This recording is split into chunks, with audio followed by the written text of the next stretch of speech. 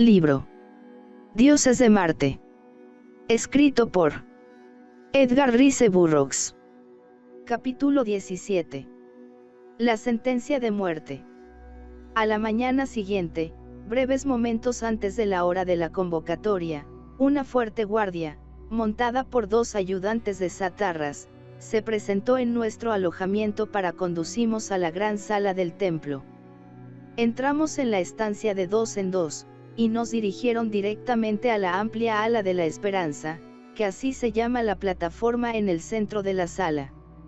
Delante y detrás de nosotros marchaban los guardias armados, mientras que 3 filas de robustos soldados sodangueses, formados a ambos lados de la plataforma, impedían la entrada a la tribuna. Cuando llegamos al espacio cercado vimos por primera vez a los encargados de juzgarnos. Según la costumbre de Barsoom, el tribunal se componía de 31 jueces, elegidos supuestamente entre lo más noble de la nación, puesto que se trataba de castigar a personas de alto rango. Con gran sorpresa mía, no vi a un solo amigo entre ellos. En realidad eran todos de Sodanga, lo que equivale a decir que me odiaban, puesto que a mí debía su derrota a manos de las Hordas Verdes y su subsiguiente vasallaje a Helium. ¿Cómo esperar, pues, justicia de aquellos hombres para John Carter, su hijo y el Grandar, jefe de las tribus salvajes que asolaron las calles de Sodanga, quemando, matando y saqueando? En torno nuestro estaba atestado por completo el vasto coliseo circular. Allí había representaciones de todas las clases y edades, así como de los 2 sexos. Al entrar en el salón, el zumbido de las conversaciones se acalló repentinamente, y hasta que nos detuvimos en la plataforma, o trono de la rectitud, un silencio de muerte envolvió a 10.000 espectadores. Los jueces se hallaban sentados en amplio círculo, siguiendo la periferia de la elevación circular. Se nos señalaron unos asientos con los respaldos hacia un pequeño estrado situado en el centro exacto de la plataforma mayor. Este sitio daba frente a los jueces y el auditorio. El estrado más pequeño servía para que cada uno de nosotros lo ocupara mientras se veía su caso. El mismo Satarra se arrellanaba en el sillón dorado del magistrado presidente. Cuando nos sentamos y se retiraron los guardias al pie de los escalones que conducían a la plataforma, se levantó y me llamó por mi nombre. John Carter gritó: ocupa tu puesto en el pedestal de la verdad para que te juzguen imparcialmente según vuestros actos, y sepas la recompensa que por ellos has ganado. Luego, volviéndose al público en distintos sentidos, refirió las circunstancias que se daban en mí, de cuyo valor dependía la recompensa que me otorgarían.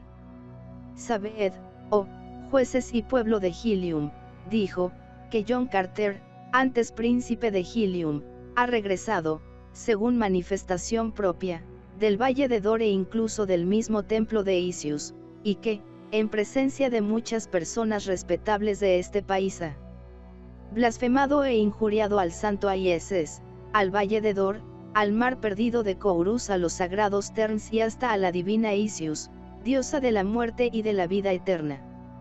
No necesitáis saber más, y os bastará contemplarle con vuestros propios ojos de pie sobre el pedestal de la verdad, para convenceros de que, en efecto, ha estado en esos celestiales lugares, de los que ha salido para afrenta de nuestras veneradas costumbres y para violar la santidad de nuestra antigua religión. El que murió una vez no debe vivir de nuevo, y el que lo intente debe morir sin remedio. Jueces, vuestra obligación no puede ser más sencilla. ¿Qué recompensa merece John Carter, con arreglo a los actos que ha cometido?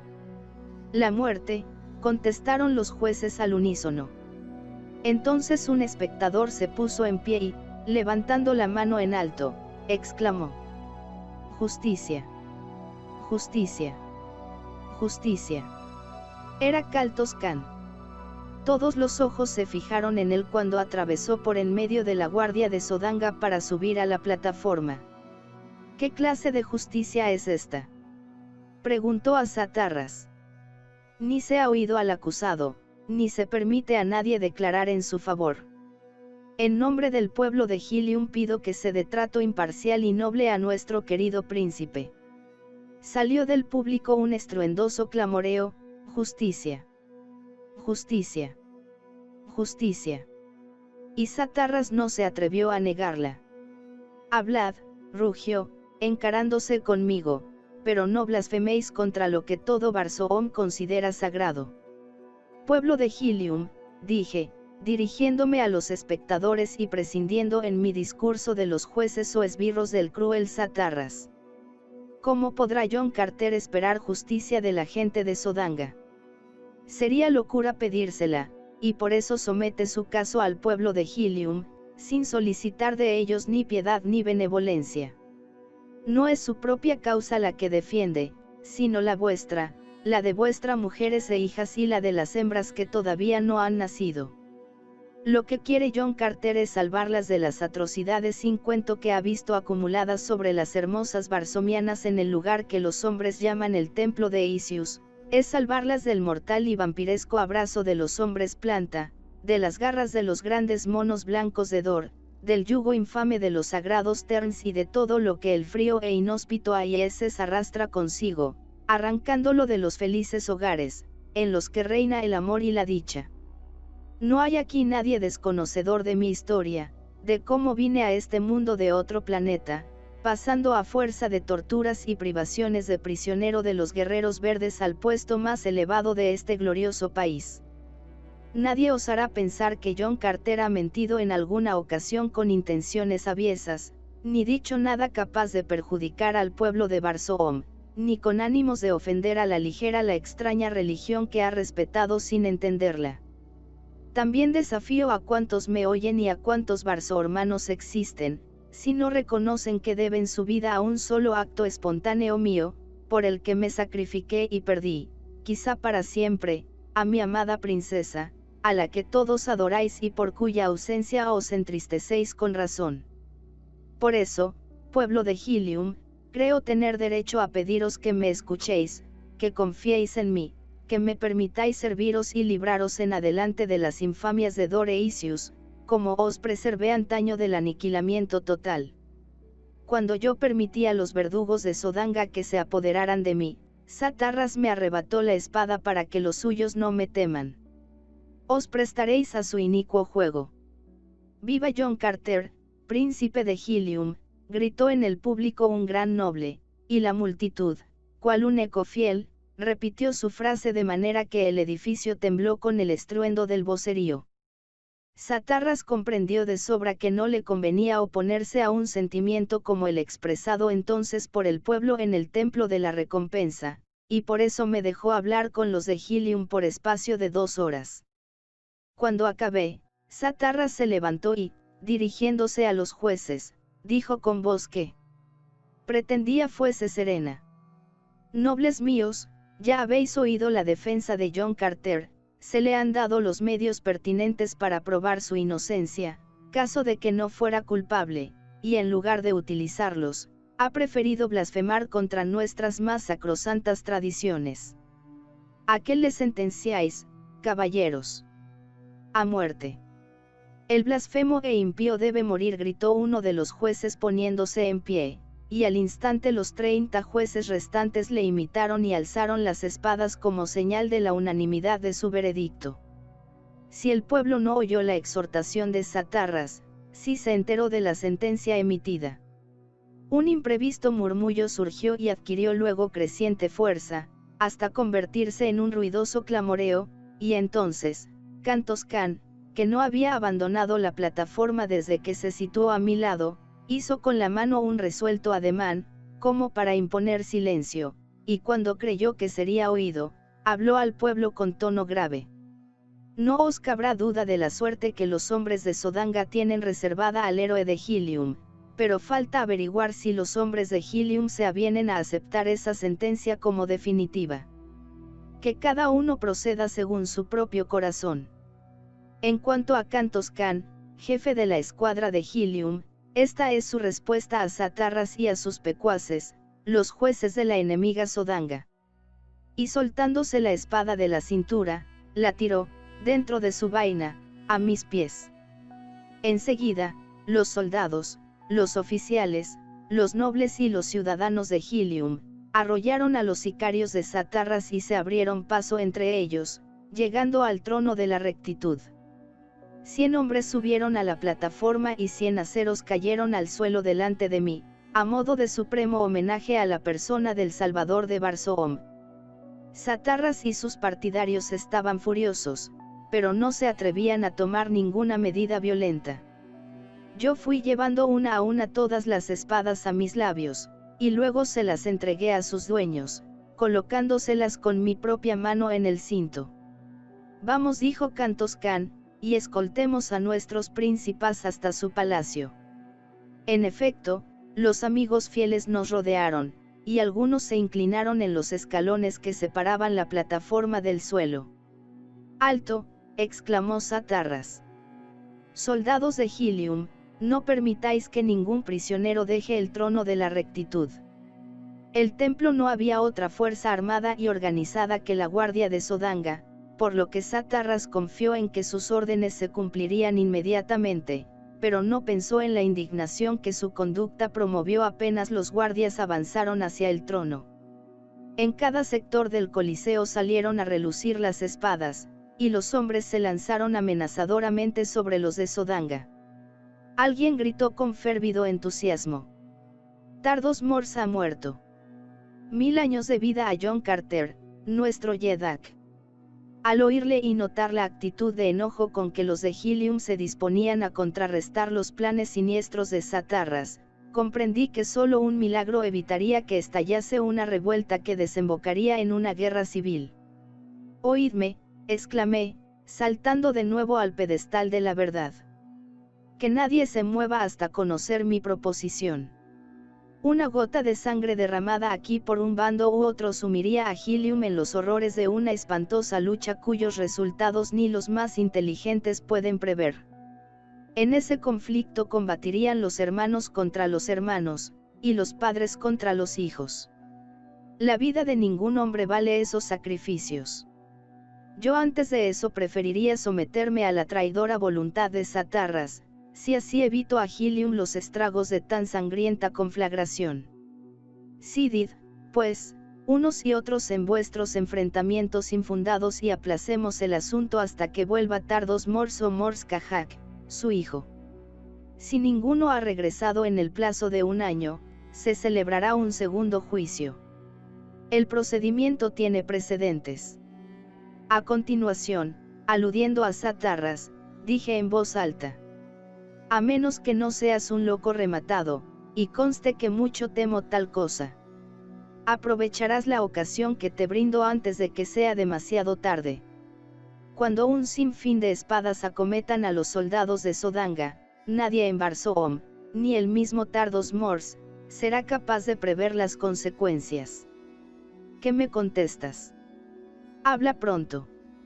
El Yed de Sodanga, amo provisional de Helium, respondió en tono alterado, volviéndose al revuelto auditorio. Detened las manos, hombres de Helium, empezó a decir, sin conseguir disimular la rabia que sentía. El tribunal ha dictado ya su sentencia, pero falta fijar el día de la ejecución. Yo, Satarras, Yed de Sodanga, apreciando los reales parentescos del prisionero y sus pasados servicios a Helium y Barsoom, le concedo un año de vida, si antes no han regresado de su expedición vuestros legítimos soberanos.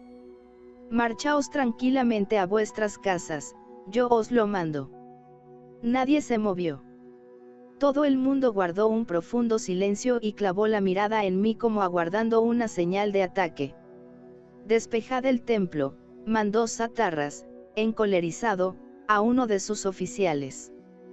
Temiendo el resultado de querer llevar a la práctica ese propósito, me adelanté al borde de la plataforma, e indicando con la mano la entrada principal, ordené a la turba que se fuera, y el gentío me obedeció como un solo hombre, desfilando mudo y amenazador entre los soldados de Satarras, Yed de Sodanga, que se consumía de rabia, conteniéndose.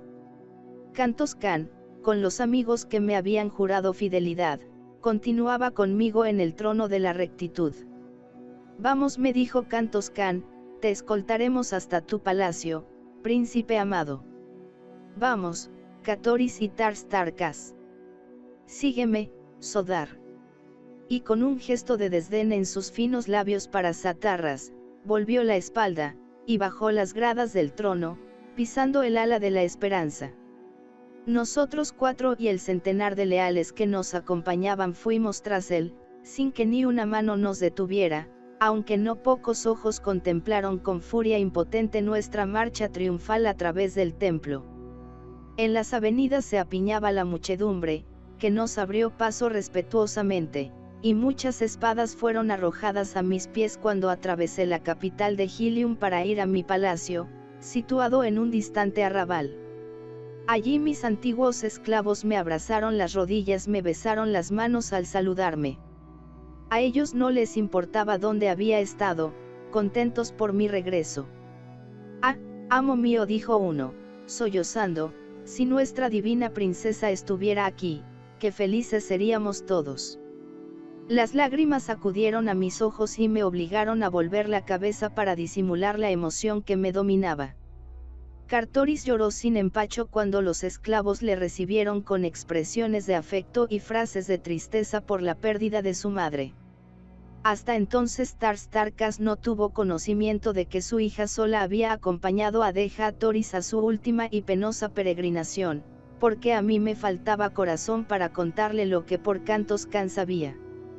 Con el estoicismo propio de los marcianos verdes, no dio la menor señal de sufrimiento, pero, sin embargo, me constaba que su pena era tan profunda como la mía.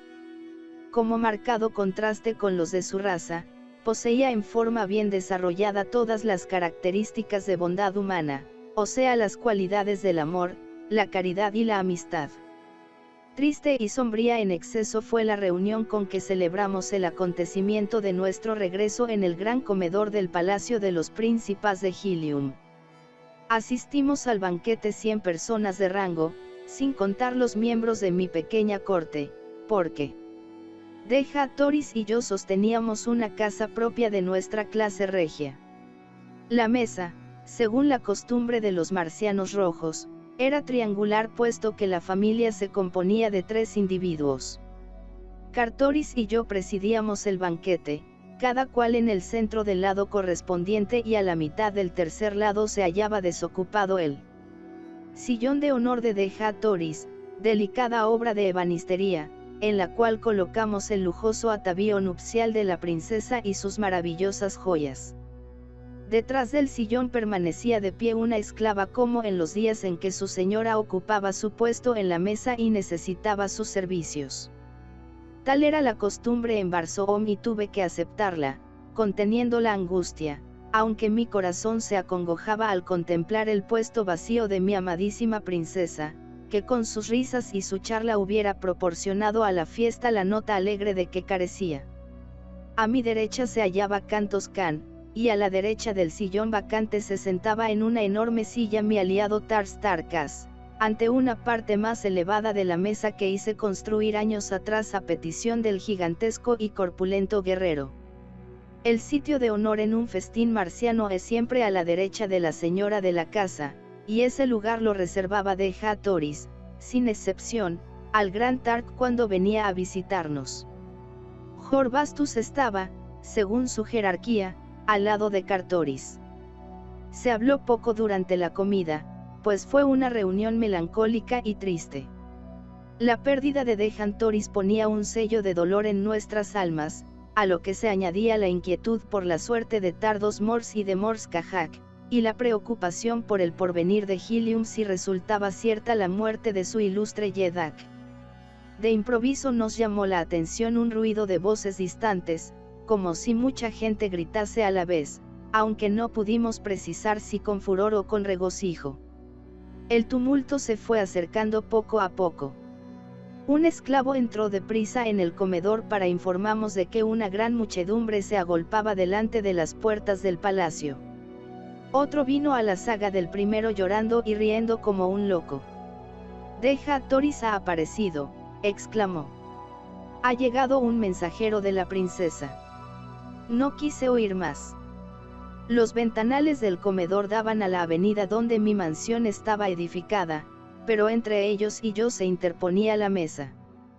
Para no perder tiempo en rodearla, de un brinco pasé por encima del obstáculo y de los convidados y me precipité al balcón de la fachada, desde el que vi a 15 metros debajo de mí en el césped rojizo del suelo, un agitado gentío en torno a un gran toad sobre el que cabalgaba una mujer, con la cara oculta entre velos. La bestia marchaba con paso tardo hacia mi casa. Salté a la calle, en el colmo de la impaciencia, y corrí con presteza junto a la mujer misteriosa. Al aproximarme a ella descubrí que se trataba de Sola. ¿Dónde está la princesa de Helium?, pregunté. La muchacha verde se bajó con presteza de su robusta montura y se arrojó en mis brazos. «Oh, príncipe mío», sollozó. «Se ha ido para siempre. Vivirá cautiva eternamente en la desolada luna menor. Los piratas negros de Barsoom la han raptado». Capítulo 18. La historia de Sola. Una vez dentro del palacio, conduje a Sola al comedor, y cuando hubo saludado a su padre, a la manera solemne de la gente verde, me contó la historia de la peregrinación y captura de Dejan Toris. Hace 7 días, después de su conferencia con Satarras, Dejan Toris intentó escapar de palacio aprovechando las sombras de la noche. Aunque yo no sabía nada acerca del resultado de su entrevista con Satarras, sabía que algo había ocurrido y que ese algo la producía el más intenso de los pesares, por lo que cuando la vi queriendo huir de su casa, no necesité que me contaran sus planes. Desperté rápidamente a una docena de sus guardias más leales, les expliqué los temores que sentía, y unánimemente se comprometieron a seguir a su amada princesa a donde fuese, incluso al sagrado Aieses y al Valle de Dor. La alcanzamos a corta distancia del palacio. Con ella iba la fiel Gola, la lebrela, y nadie más. Cuando nos divisó fingió enojarse y nos ordenó que retrocediéramos, pero por primera vez la desobedecimos, y al convencerse de nuestra firme resolución en cuanto a no dejarla emprender sola la larga y última peregrinación, lloró y nos abrazó, con lo que reanudamos todos juntos la marcha hacia el sur. Al día siguiente, tropezamos con una manada de pequeños toads que nos proporcionó monturas y el poder continuar el viaje con rapidez. Caminamos muy deprisa, sin apartarnos de la dirección trazada, y a la mañana del 5.º día avistamos una gran escuadra de acorazados con rumbo al norte. Sus tripulantes nos vieron antes de que pudiéramos buscar refugio, y pronto estuvimos rodeados por una turba de negros. La guardia de la princesa peleó heroicamente hasta el fin, pero pronto fue arrollada y masacrada. Solo Dejan Toris y yo nos libramos de la matanza. Cuando ella comprendió que se hallaba en las garras de los piratas negros, intentó quitarse la vida, pero uno de los negros le arrancó la daga y luego nos ató a las dos para que no pudiéramos servirnos de nuestras manos. La flota continuó hacia el norte después de capturamos. Se componía en total de unos 20 enormes acorazados, sin contar cierto número de pequeños y veloces cruceros. Aquella misma tarde, uno de los buques exploradores, que se había adelantado al grueso de la escuadra, volvió con una prisionera, una muchacha roja a la que habían cogido en una sierra. En las mismas barbas aseguraron de una flotilla de 3 naves de Helium. Por las frases de las conversaciones que pudimos oír, era evidente que los piratas buscaban sin descanso a un grupo de fugitivos que se les habían escapado varios días atrás.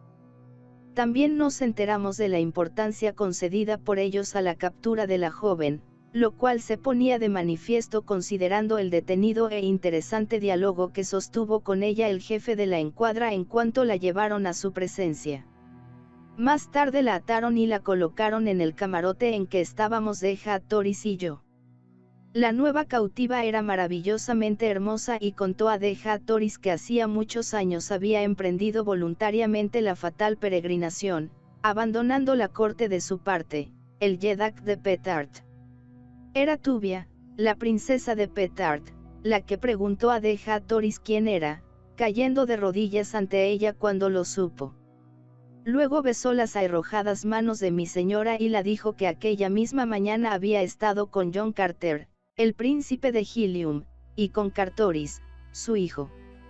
Dejad Norris, al principio, no quiso creerla, pero al fin, cuando la doncella le contó todas sus extrañas aventuras desde que había encontrado a John Carter, y lo que hicieron Cartoris y Sodar en el país de los primeros nacidos, comprendió que John Carter no podía ser sino su amado príncipe de Helium, y añadió resueltamente: no existe en Barsoom nadie más que John Carter capaz de realizar las hazañas que acabas de contarme. A continuación, Tubia habló a Deja Toris de su amor a John Carter y de la fidelidad de este a la elegida de su corazón. Deja Toris desfalleció y rompió en un amargo llanto, maldiciendo a Satarras y a la suerte cruel que la sacó de Helium pocos días antes del regreso de su querido señor. No os censuro porque le améis, Tubia dijo, y que vuestro afecto es puro y sincero lo deduzco de la inocencia de vuestro relato. La flota continuaba hacia el norte, acercándose a Helium, pero al poco, los que la dirigían comprendieron en el curso de la noche que John Carter estaba definitivamente a salvo de su poder, y decidieron volver al sur. A poco del cambio de rumbo entró un guardia en nuestro camarote y me arrastró a la cubierta. En el país de los primeros nacidos no hay sitio para una verde, exclamó, y me dio un terrible empujón que me despidió con violencia de la cubierta de la nave. Sin duda, le pareció aquel procedimiento el más propio para librar a los suyos de mi presencia, privándome a la vez de la vida. Pero intervino en mi favor un destino favorable, y por un milagro escapé de la caída con leves contusiones. El buque se movía entonces con lentitud, y al ser arrojada por la borda, en medio de las tinieblas que nos envolvían, me estremecí pensando en lo horrible de mi suerte inmediata, puesto que la embarcación había volado todo el día a cientos de kilómetros sobre el suelo, mas cuál no sería mi sorpresa al caer sobre una tupida alfombra de vegetación, distante unos 10 metros de la cubierta del buque. En realidad, la quilla del acorazado debía rozar entonces la superficie del terreno. Permanecí aquella noche en el lugar donde caí, y a la mañana siguiente busqué una explicación a la afortunada coincidencia que me permitió librarme como por milagro de tan espantosa muerte. Al salir el sol contemplé un vasto panorama, formado por el fondo de los mares muertos y de unas abruptas colinas que se extendían a lo lejos, delante de mí. Me hallaba en el pico más alto de la cadena montañosa. La flota, en la oscuridad de la noche anterior, casi voló a ras de las crestas, y en el preciso instante en que estaba más cerca de estas, fue cuando el guardia negro me lanzó fuera del buque, con el deliberado propósito de matarme. Unas cuantas millas al oeste de donde yo me hallaba, había un gran canal, y al llegar junto a él noté con satisfacción que pertenecía a Helium. Allí me proporcionaron un toad, y lo demás es fácil de adivinar. Durante unos minutos nadie habló, deja a Toris en poder de los primeros nacidos. La idea me anonadó, pero enseguida surgió en mí la habitual llamarada interna de confianza propia que me conducía al logro de mis victorias. Me puse en pie, erguí el cuerpo, levanté la espada y juré solemnemente sacar a mi princesa del cautiverio, o vengarla. Salieron de sus vainas más de 100 espadas y sus poseedores, o sea un numeroso grupo de valerosos guerreros, se subieron a la mesa, prometiéndome ayudarme en la empresa incluso hasta perder en ella las vidas y las propiedades. Di las gracias a tan leales amigos, y dejando a Cartoris con ellos, me retiré a la sala de audiencias con Cantos Can, Tars Tarkas, Sodar y Jorbastus, discutiendo juntos los detalles de la expedición hasta muy entrada la noche. Sodar estaba convencido de que Isius dejaría a Tubia y deja a Toris para que la sirvieran un año. Durante ese espacio de tiempo no correrán ningún peligro inminente, agregó, y preparamos para llevar a cabo con éxito nuestra arriesgada misión. Se confió a Cantos Can y Sodar lo concerniente a equipar la escuadra, adaptándola al objeto de penetrar en Omeán. El primero convino en proporcionar los buques que fueran precisos sacándolos de los diques con la mayor rapidez posible, y Sodar se encargó de dotarlos de propulsores para la navegación marítima. Por una feliz casualidad, el negro, en su país, había tenido a su cuidado la reparación de los acorazados enemigos apresados por los piratas para que pudieran prestar servicio en Omeán, y se hallaba familiarizado con la construcción de los elementos adecuados que el caso requería. Se calculó serían necesarios 6 meses para completar tan complejos preparativos, teniendo en cuenta que convenía guardar el mayor secreto, a fin de evitar que el proyecto llegase a oídos del odioso Satarras. A Kantos Kan no le cabía duda respecto a las desenfrenadas ambiciones de este, y que solo el título de Yedak de Helium le satisfaría. Creo dijo que hará lo indecible por estorbar la vuelta de Deja Toris, lo cual pondría cerca del trono a la persona que más aborrece. En cambio, desembarazándose de ti y de Cartoris, nada le impedirá ocupar el puesto de Yedak. Así que te aconsejo que ambos desconfiéis de todo mientras ese hombre posea en Helium el poderío de que ahora disfruta. Hay un medio de prescindir de él absolutamente y para siempre, exclamó Horbastus. ¿Cuál? Pregunté. Se sonrió. Aquí me limitaré a exponerlo en voz baja, pero algún día lo expondré desde la cúpula del templo de la recompensa y lo pregonaré a todos los vientos para que me oiga la muchedumbre, congregada a mis pies. ¿Qué quieres decir?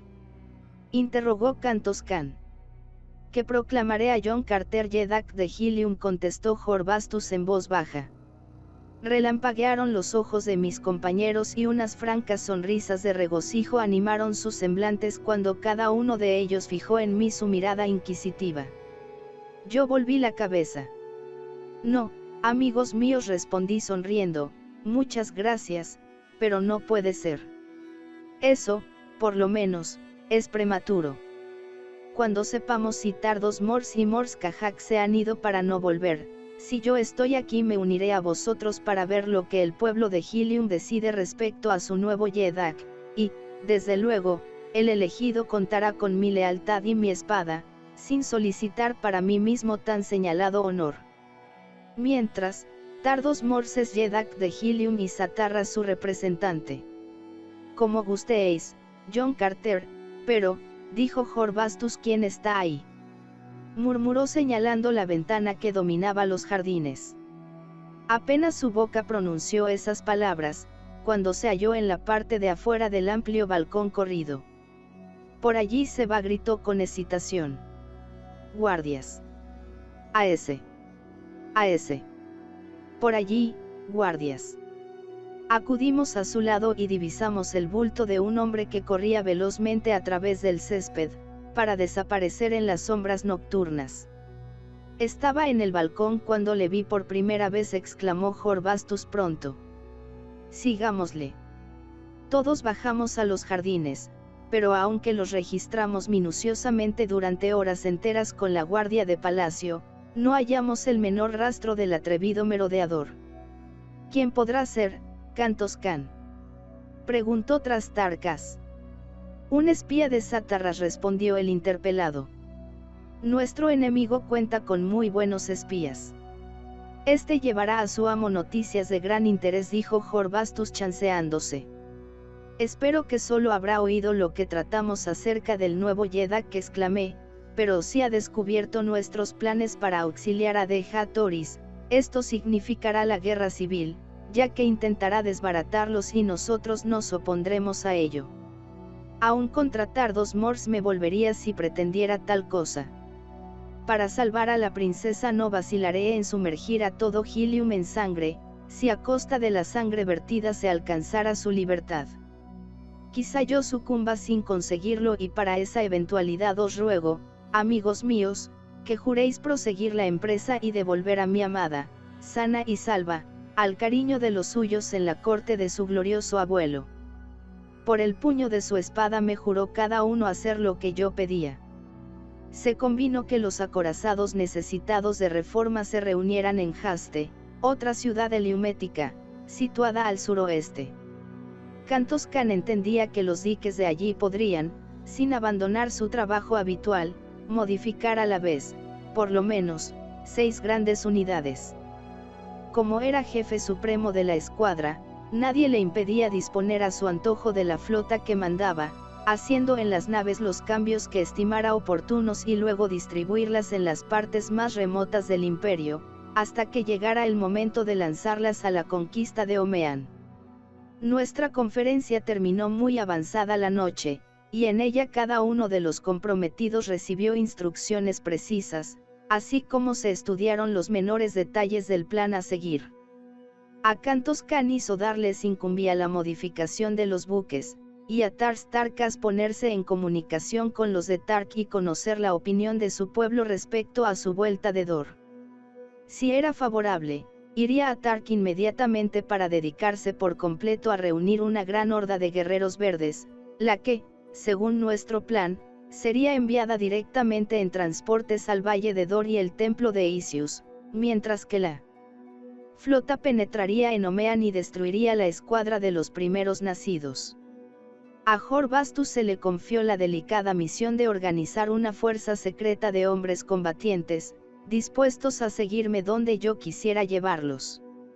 Como calculamos que necesitaríamos más de 1 millón de hombres para tripular las 1000 grandes embarcaciones y los transportes de las tropas verdes, así como los buques destinados a escoltarnos, no era fácil tarea la que mi amigo tenía que desempeñar.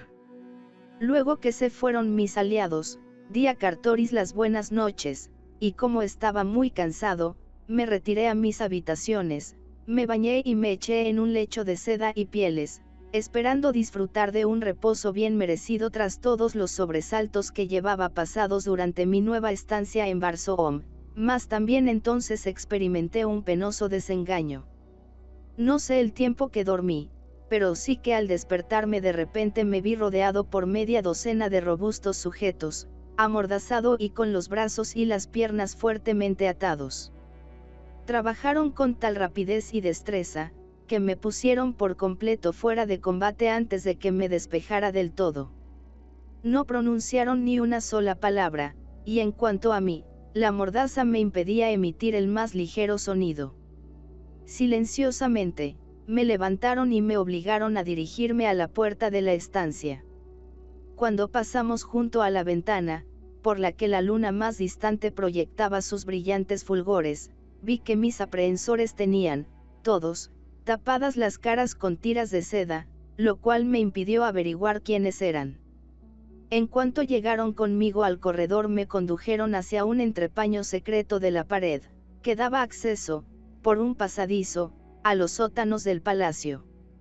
Siempre creí que esa salida no la conocía nadie más que yo. Imagínese de mi sorpresa cuando el jefe de la banda, sin vacilar un instante, se detuvo frente al entrepaño en cuestión, tocó el botón oculto que abría el hueco secreto, me hizo pasar por él, delante de sus secuaces, y después de entrar detrás de nosotros lo cerró con asombrosa seguridad.